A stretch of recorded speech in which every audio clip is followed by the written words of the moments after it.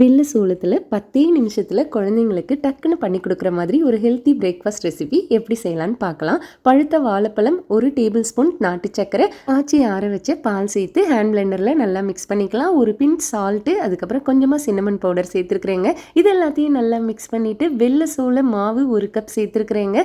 இது கூடவே 1/4 கப் அளவுக்கு கோதுமை மாவும் சேர்த்துட்டு மிக்ஸ் பண்ணிடலாம். பொடியாக கட் பண்ண நட்ஸும் சேர்த்துருக்குறேங்க.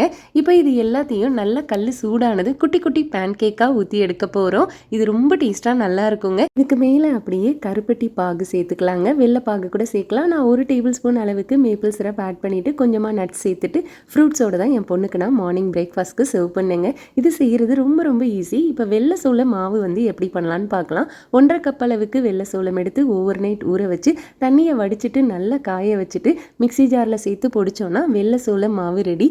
இதை வச்சு நிறைய ரெசிபிஸ் பண்ணலாங்க. டீட்டெயில் வீடியோ நம்ம சேனலில் இருக்குது, செக் பண்ணி பாருங்கள்.